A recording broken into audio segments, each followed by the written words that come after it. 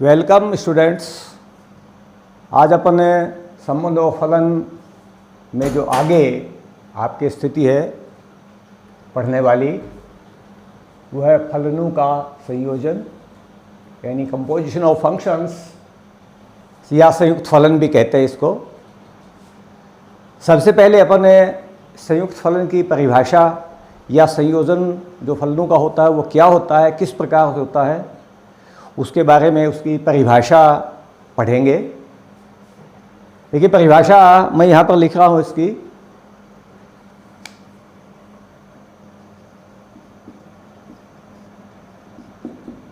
यदि f a से b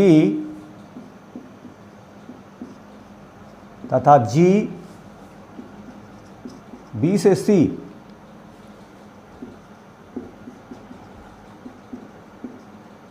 दो फलन परिभाषित हों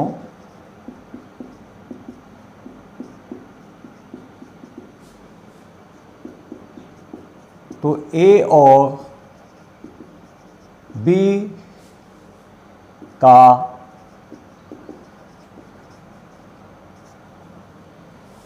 संयुक्त फलन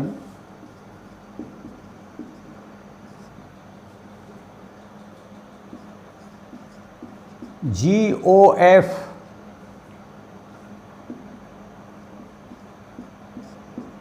A to C परिभाषित होगा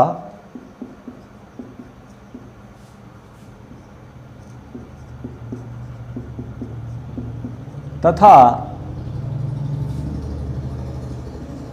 GOF of X बराबर G of Fx for every x belongs to A। ये देखिए फलन दिया हुआ है आपके, जिसका प्रांत यानी डोमेन A है, सह प्रांत यानी को डोमेन B है। दूसरा फंक्शन है G, इसका प्रांत यानी डोमेन B है, सह प्रांत यानी को डोमेन C है। ये जो इसका जो सह प्रांत है वो इसका प्रांत है, ध्यान रखिएगा संयुक्त फलन के लिए। ये दो फलन परिभाषित हैं। तो सॉरी ये थोड़ा गलत लिखा गया है यहाँ, इसको ठीक कीजिएगा। f और g का, तो f और g का संयुक्त फलन जो GOF से लिखा जाएगा, f और g का संयुक्त फलन GOF से जो कि लिखा जाएगा वो समुच्चय A से समुच्चय B, सेट A से सेट C में परिभाषित होगा। सेट A से सेट C में होगा। ये A से B में है, ये B से C में है, ये A से C में परिभाषित होगा। यानी जो बाद में आपके फलन लिखा हुआ है उसके प्रांत से जो पहले फलन लिखा है उसके सह प्रांत में, इसके डोमेन से इसके को डोमेन में, इसका डोमेन A है, इसका को डोमेन C है, A से C में परिभाषित होगा। और पर ये स्थिति किस तरह से होगी, यानी सरलीकरण इसका किस तरह से होगा कि GOF(x) बराबर होगा G of Fx। क्योंकि अपने प्रांत इस संयुक्त फलन का A है, इसलिए आप जो एलिमेंट लेंगे वो A का लेंगे, x एलिमेंट A का है। सबसे पहले आप इसे यहाँ पर लिखेंगे जो ये इसके साथ में आएगा, f of x, यहाँ पर ये fx का मान आएगा। और फिर fx का जो भी मान होगा वो जब यहाँ रखेंगे तो ये gx के रूप में या gy के रूप में जैसी भी स्थिति होगी उसके अनुसार चेंज हो जाएगा। उसकी वैल्यू निकाल लेंगे तो कुल मिलाकर के GOFx का मान, इसकी वैल्यू अपने को मिल जाएगी। इसको थोड़ा देखिए और आप समझ सकते हैं कि जैसे मान लीजिए अपने पास में ये तीन सेट हैं। एक सेट जैसे ये है A, एक सेट है मान लीजिए ये B, और एक सेट है मान लीजिए C। इन दोनों के बीच में जो A से B में फलन जो परिभाषित है वो f है, और B से C में जो फलन परिभाषित है वो g है। और फलनों में अपन जानते हैं कि जैसे ए से बी में अगर ये परिभाषित है तो ए के प्रत्येक अवयव का बी में एक प्रतिबिंब होता है। मान लीजिए इस ए के अवयव एक्स का बी के अवयव वाई के रूप में प्रतिबिंब है बी में, तो उसे अपने y बराबर एफ एक्स के हिसाब से लिखते हैं। जैसे इसका एलिमेंट x है, इसका y है, तो y बराबर हो जाएगा एफ एक्स। और चूंकि g फंक्शन इसमें b से c में परिभाषित है, इसलिए इसका जो एलिमेंट y है उसका प्रतिबिंब आपको c में मिलेगा, वो मान लीजिए z है। तो z बराबर हो जाएगा इस g फलन के अंतर्गत इसका प्रतिबिंब, यानी z बराबर जी वाई, और y की वैल्यू अगर अपन ये रखते हैं तो कुल मिला के z बराबर g ऑफ एफ एक्स इस तरह से आ जाता है। ये स्थिति आपके जो आई है वो बिल्कुल ये देखिए यही है। आप इसमें एक एग्जाम्पल ले सकते हैं कि इस तरह से किस तरह से ये फलन होता है इसमें स्थिति में। तो फलन की स्थिति होने के लिए कुल मिलाकर के आप यूँ समझ सकते हैं कि जैसे ये एक सेट है, कोई बच्चे मान लो परीक्षा देने वाले हैं, उन बच्चों के नामों का सेट है ये। आप जानते हैं कि परीक्षा में बच्चों को रोल नंबर अलॉट होते हैं, तो मान लीजिए उनके रोल नंबर का सेट ये बी है, तो ए के प्रत्येक नाम का बी के प्रत्येक रोल नंबर से रिलेशन हो जाता है। ये इनके बीच में एक फंक्शन बन जाएगा y is equal to F X. अब यहाँ पर है, मान लो ये जब कॉपियाँ कहीं जचने के लिए जाती हैं तो उस रोल नंबर को भी वहाँ से हटा करके और उसको कोई कोड दे दिया जाता है बजाय रोल नंबर के। तो एग्जामिनर के पास में फिर उसका रोल नंबर ही भी नहीं पहुँचता बच्चे का, बल्कि उसका एक कोड पहुँचेगा। तो यहाँ पर वो कोड है मान लीजिए z के रूप में। तो इन बच्चों के जो रोल नंबर यहाँ थे उन रोल नंबर्स के कोड यहाँ हैं। अब एग्जामिनर कॉपी जांचता है, उसके जितने मार्क्स आते हैं वो उसके कोड के हिसाब से अंकित कर देगा कि इस कोड के इतने मार्क्स आए, वो भेज देगा वापस। जब वो वापस वहाँ पर पहुँचेंगे जहाँ से रोल नंबर अलॉट हुए थे, तो उस रोल नंबर के सामने उनको पता है कि भी ये कोड किसका है, उस रोल नंबर के वो मार्क्स चढ़ जाएंगे। और रोल नंबर्स का संबंध चूंकि नाम से है, इसलिए उस नाम के वो मार्क्स चढ़ जाएंगे। तो कुल मिलाकर के जो स्थिति यहाँ से यहाँ पहुँची थी, यहाँ से यहाँ पहुँची थी, वो सीधे इन नामों का संबंध कोड से हो जाएगा और ये कहलाएगा GOF। ये जो संयुक्त फलन है f और g का GOF कहलाएगा। इस तरह से एक इसकी अवधारणा है संयुक्त फलन की, और इससे संबंधित अपने क्वेश्चन करेंगे। मैंने क्वेश्चन ये लिख रखे हैं पहले से इसमें, और क्वेश्चन भी इस तरह से लिखे हैं कि ये जैसे ये 1 नंबर यहाँ लिखा है, फिर 2 नंबर 3 नंबर इस तरह से हैं। पहले अपन इस 1 नंबर क्वेश्चन को सॉल्व करेंगे और यहाँ से आप देखेंगे कि किस तरह से अपन GOF या FOG की वैल्यू निकालते हैं।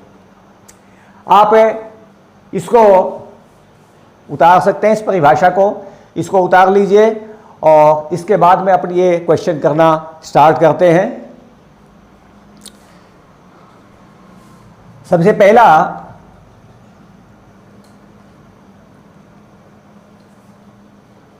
ये जो प्रश्न लिखा हुआ है सबसे नीचे ही नीचे लिखा हुआ है,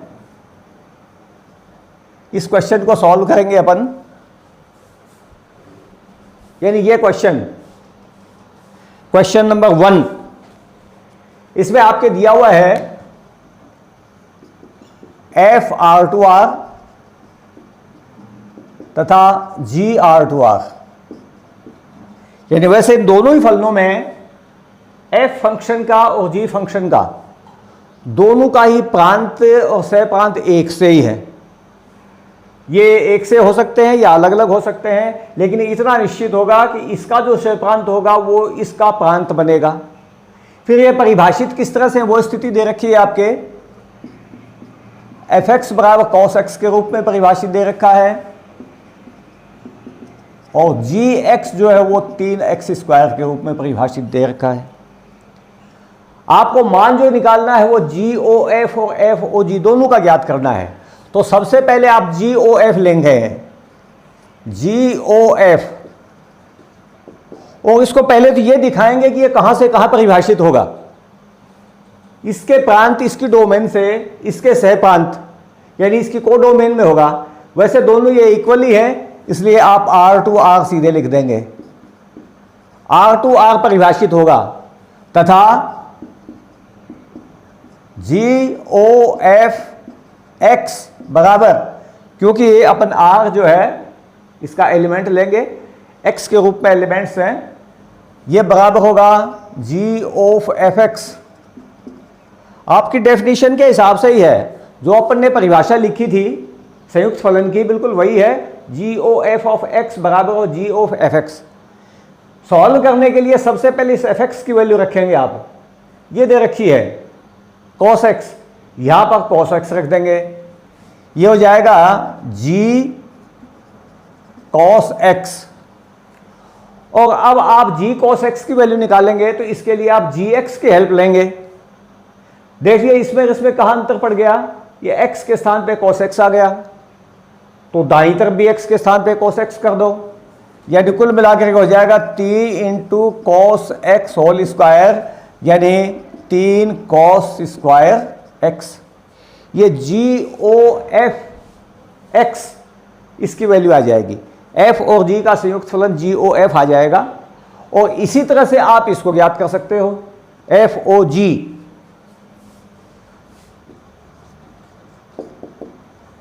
FOG सबसे पहले परिभाषित कहां से कहां, कौन से समुच्चय से कौन से समुच्चय में, ये आपको लिखना है। वही R2R ये भी होगा, क्योंकि इसका प्रांत R है, इसका सह प्रांत R है, इसलिए R2R परिभाषित होगा। और अब इसको सॉल्व जब अपन करेंगे तो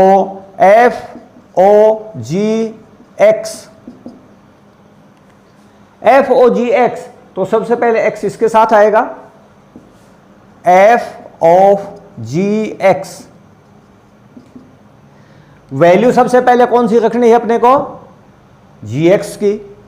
gx की वैल्यू ये दे रखी है, ये रखिए f 3x square, f 3x square के वैल्यू निकालने के लिए आप fx की हेल्प लेंगे। fx ये है, x के स्थान पे 3x स्क्वायर हो गया, इसलिए यहां भी दाईं तरफ भी जहां x हो वहां पर आप 3x स्क्वायर कर दीजिए, cos 3x square, cos 3x square, ये वैल्यू आ जाएगी आपके FOGX की। और वैसे यहां पर देखिए, आप थोड़ा ध्यान भी दे सकते हैं कि ये वैल्यू और ये वैल्यू इक्वल नहीं है, क्योंकि यहां पर ये स्थिति अलग है, यहां पर यह स्थिति अलग है। तो यहां आप चाहे आप एक परिणाम ये भी लिख सकते हो कि यहां GOF is not equal to FOG। GOF जो फंक्शन है संयुक्त फलन, वो FOG के बराबर नहीं है। उम्मीद है आपको अच्छी तरह से समझ में आ गया होगा। क्वेश्चन और भी हैं, वो भी अपन सॉल्व करेंगे। आप इस क्वेश्चन को उतारिए सबसे पहले, और उसके बाद में अपनी ये दूसरा क्वेश्चन अभी लेकर के चल रहे हैं। अब मैं इस क्वेश्चन को यहां से मिटा दे रहा हूं साथ के साथ में, और जो सेकंड क्वेश्चन है, इस सेकंड क्वेश्चन को अपने सॉल्व करेंगे। अब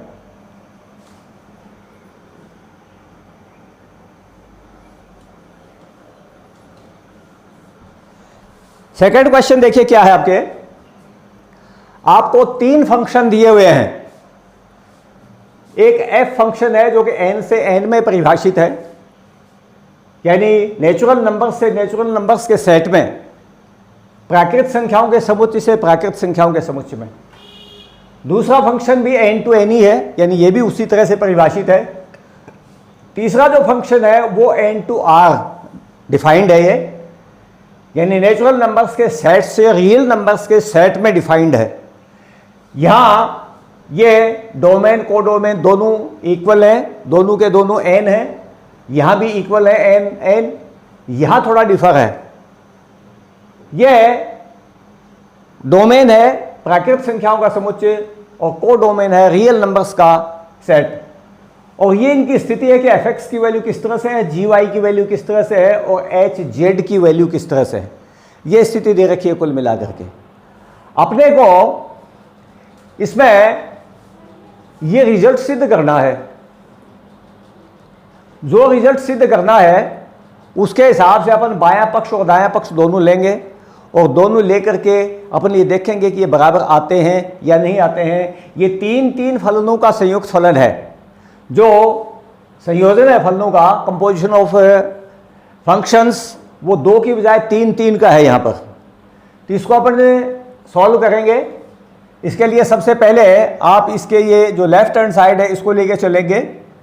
तो सिद्ध करना है, पहले ये लिख लेना, सिद्ध करना है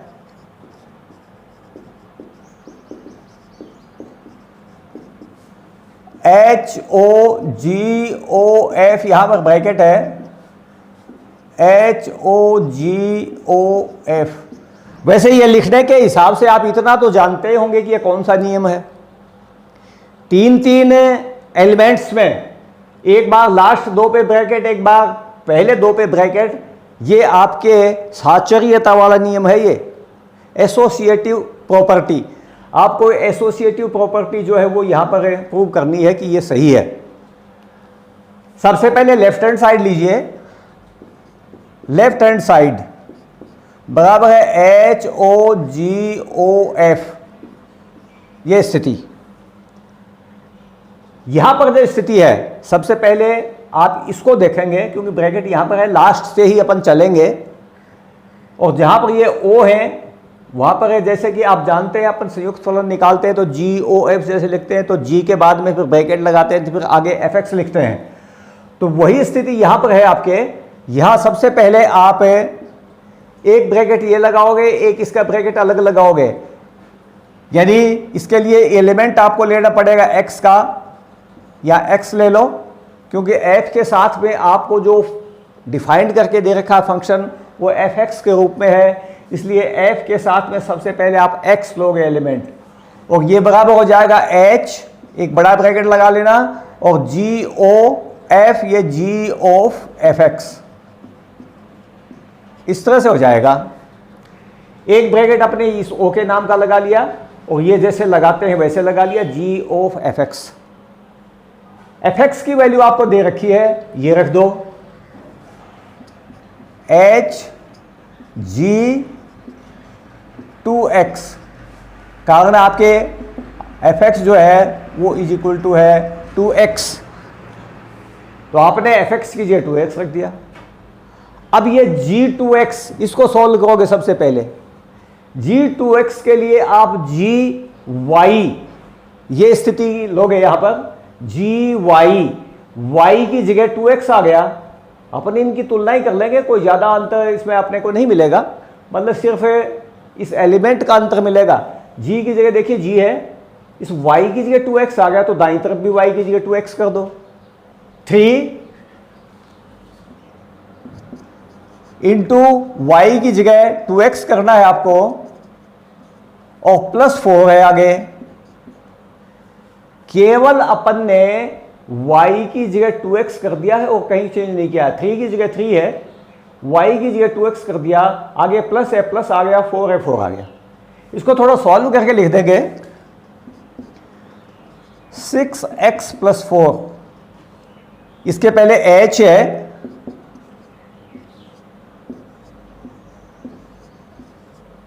इसकी वैल्यू निकालनी है।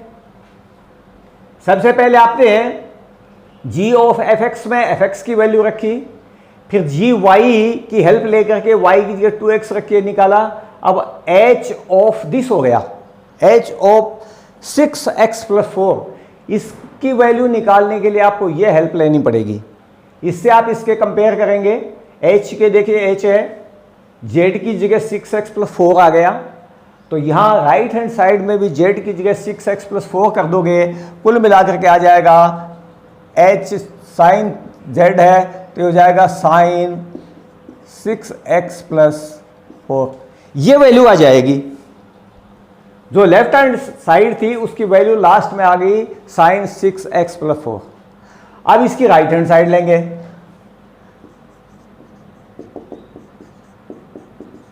राइट हैंड साइड बराबर, राइट हैंड साइड है HOG, इस पे ब्रैकेट है OF।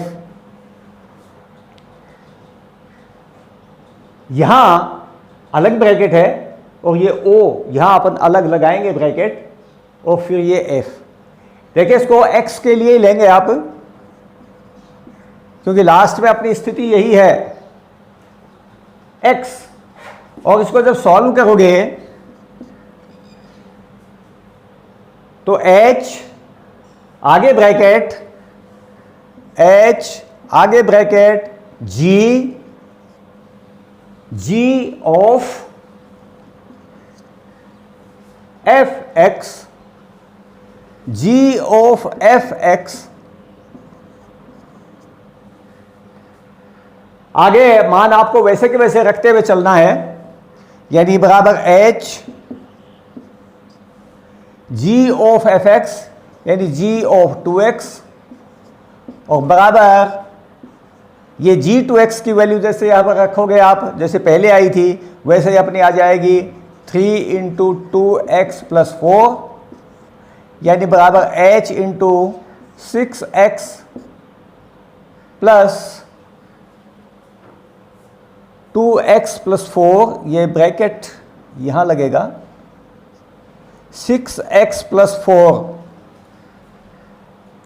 और ये वैल्यू कुल मिला के उस z की जगह आप रखोगे पहले की तरह से, तो कुल मिला के आ जाएगा sin 6x + 4, और इस तरह से आप रिजल्ट लिख देंगे। अतः लेफ्ट हैंड साइड बराबर राइट हैंड साइड। ये कुल मिला के जो तीन फलनों का संयुक्त फलन था आपके, वो इस तरह से सिद्ध हो जाएगा जो कि बराबर हैं। और वैसे ये एग्जाम्पल इस बात का भी है कि यहाँ पर है जो संयुक्त फलन है उसमें ये एसोसिएटिविटी लागू होती है इस जगह पर, आपने अच्छी तरह से देख लिया है। ये आप इस क्वेश्चन को उतारिए, और अपन है अब ये क्वेश्चन नंबर जो 3 है ये अब लास्ट में करेंगे। अब मैं इसको कंप्लीट बिता रहा हूँ।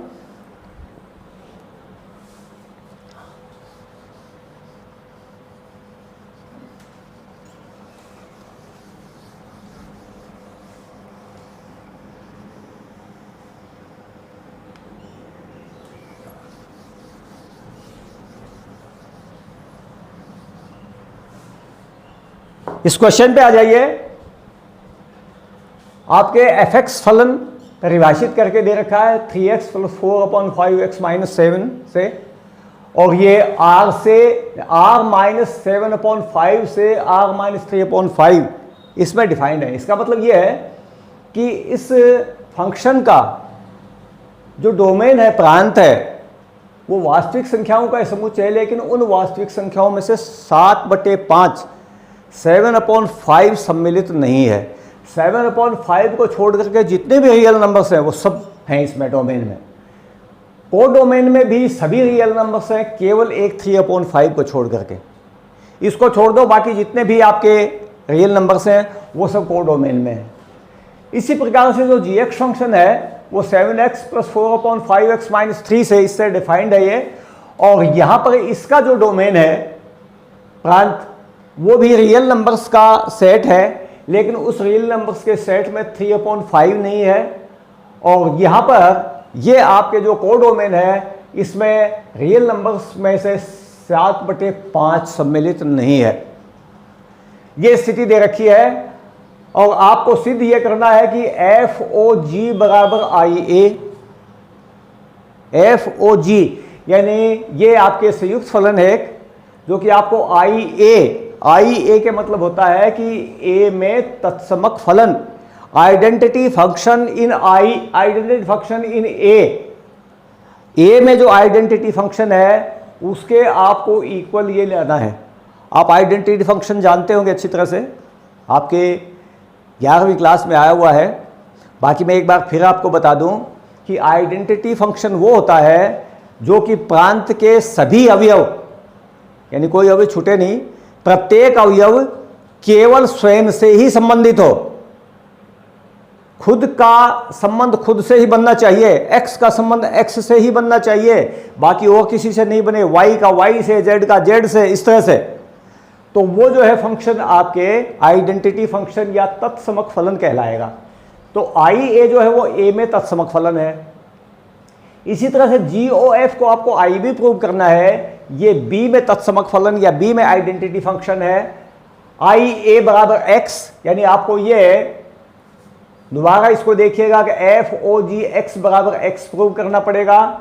और आगे लिखा है कि आई बी बराबर भी एक्स है, यानी आपको जी ओ एफ एक्स बराबर भी एक्स के प्रूव करना पड़ेगा। ये सारे इसमें क्लियरिफिकेशन दिए हुए हैं। ए जो सेट है वो ये है और बी सेट है वो ये है। जो रियल नंबर्स का सेट है उसमें से 3/5 को छोड़ करके ए है, और रियल नंबर्स के सेट में से 7/5 को छोड़ करके बी है।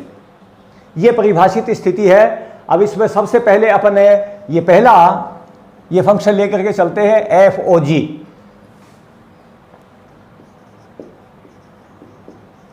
एफ ओ जी एक्स बराबर, सबसे पहले एक्स इसके साथ आएगा, एफ ओ जी एक्स। ये जो आपकी परिभाषा है संयुक्त फलन की, उसी के अनुसार संयुक्त हुआ है। इसके साथ में ये यहां पर आप जी एक्स की वैल्यू रखेंगे जो कि आपको ये दी हुई है। ये वैल्यू रखिए आप एफ 7x + 4/5x-3। अब f इतने की वैल्यू निकालनी है, और इसको निकालने के लिए आप fx की हेल्प लोगे। fx, इसमें x की जगह पर ये चेंज हो गया, तो राइट हैंड साइड में भी fx में आप x की जगह पर ये रख दोगे जहां जहां भी x है। देखिए रखते हैं यहां पर अपन ने, सबसे पहले 3 है, फिर इसके बाद x है, x की जगह रखोगे 7x + 4/5x-3। इसके आगे +4 है। इसी तरह से नीचे यहाँ 5x है, x की जगह यही वैल्यू रखोगे 7x + 4/5x-3 और -7, और इसको सॉल्व करेंगे। देखिए अपने के क्या वैल्यू मिलती है। सॉल्व करते हैं। देखिए यह एलसीएम 5x/3 आएगा, इससे मल्टीप्लाई हो जाएगा 3 × 7x + 4 + 4 × 5x-3, और ये एलसीएम इसका 5x-3। इसी तरह से यहाँ पर ये एलसीएम आएगा, ये यहाँ मल्टीप्लाई हो जाएगा। ये पहला टर्म 5 × 7x + 4 -7 × 5x-3 ये बनेगा, और एलसीएम इसका भी 5x-3। ये कैंसिल हो जाएंगे और ये बचेगा। ऊपर इसको सॉल्व कर लो। 21x + 12, 4 से इसको खोल लो ब्रैकेट को, 20x - 12, नीचे ये 35x + 20 -35x माइनस प्लस हो जाएगा 21। ये माइनस और ये माइनस दोनों प्लस हो जाएंगे, और ये कुल मिलाकर के आप देखें यहाँ पर ये 12 और 12 कैंसिल होकर 41x बनेगा, और नीचे भी ये 35x और 35x कैंसिल होकर ये दोनों जुड़ करके 41 बनेंगे, जो कि x आ जाएंगे, यानी बराबर आई ई। ये प्रूव हो जाएगा पहला रिजल्ट आपके। दूसरा रिजल्ट भी आपको इसी तरह से प्रूव करना है। GOF x के लिए लोगे, GOF x, ये कुल मिलाकर के GOF होगा। fx की सबसे पहले वैल्यू रखोगे आप ये 3x + 4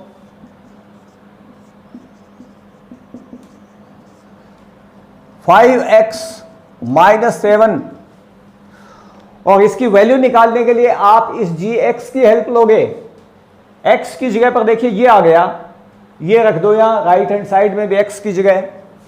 कुल मिला के हो जाएगा 7 into 3x plus 4 upon 5x minus 7 plus 4 और नीचे 5 into 3x plus 4 upon 5x minus 7 और माइनस 3। सॉल्व वैसे ही करेंगे, ये एलसीएम है, इसकी 4 से मल्टीप्लाई इधर हो जाएगा, ये एलसीएम है, ये 4 से इस 3 से मल्टीप्लाई हो जाएगा इधर, और चूंकि एलसीएम एक से ही आएंगे इसलिए ये आपस में कैंसिल हो जाएंगे और कुल मिला के स्थिति आपको ये मिलेगी 7 into 3x plus 4 plus 4 into 5x minus 7 upon 5 into 3x plus 4 minus 3 into 5x minus 7। और ये सॉल्व कर लो, ये सॉल्व जब करोगे तो 21x प्लस 28 और प्लस 20x माइनस 28 नीचे 15x plus 20 minus 15x plus 21, यानी कुल मिलाकर के ये हो जाएगा आपके ये 28 कैंसिल होकर के 41x upon 41 is equal to x, जो कि बराबर हो जाएगा IB। इनके आप डिफाइंड की स्थिति भी वैसे चाहो लिख सकते हो। ये आपके G वाला जो B है, इससे B से A में डिफाइंड होगा ये, यानी ये B टू A डिफाइंड होगा और ये A टू B डिफाइंड होगा। इस तरह से स्थिति आएगी ये कुल मिलाकर के, और ये दो रिजल्ट आपको इस तरह से मिल जाएंगे, GFOGX और GOFX। इस तरह से आपको ये दोनों के रिजल्ट मिल जाएंगे, दोनों के दोनों आपके ये मिल जाएंगे आपको। वैसे इसकी कोई आवश्यकता भी नहीं इसके दिखाने की, आप ये मत दिखाओ, चाहे इसमें क्वेश्चन में सीधे रिजल्ट लिख सकते हो।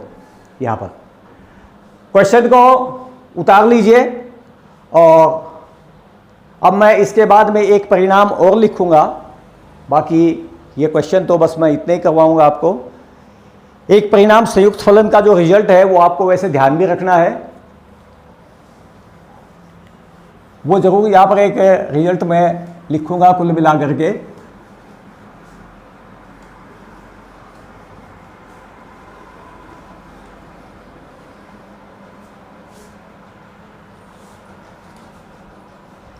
रिजल्ट देखिए इस तरह से है वो,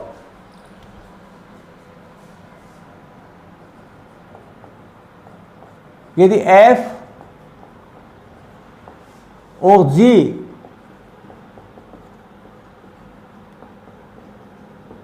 दो एकेकी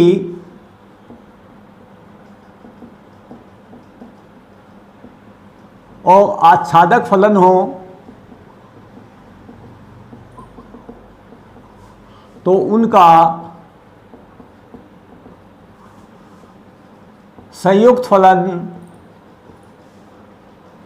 GOF भी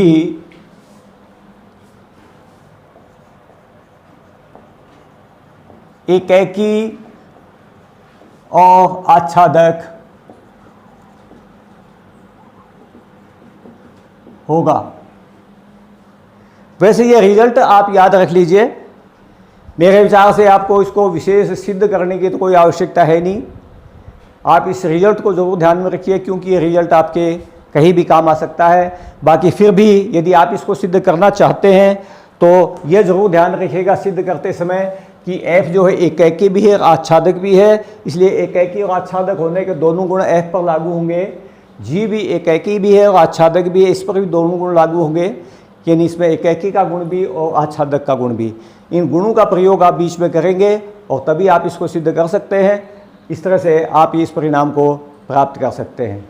उम्मीद है आपको ये प्रश्न अच्छी तरह से समझ में आ गए होंगे। प्रश्न में कोई आपको डाउट हो किसी प्रकार का, कोई बात आपको पूछनी हो, आप मुझसे कांटेक्ट कर सकते हैं। मेरा कांटेक्ट नंबर हमेशा वीडियो के ऊपर मौजूद होता है और कोई भी प्रॉब्लम हो तो आप उसके बारे में भी मुझसे संपर्क कर सकते हैं और क्वेश्चंस को अच्छी तरह से उतारिए। यदि आपने मेरे चैनल को सब्सक्राइब नहीं किया तो प्लीज़ सब्सक्राइब ज़रूर कर दीजिएगा। धन्यवाद।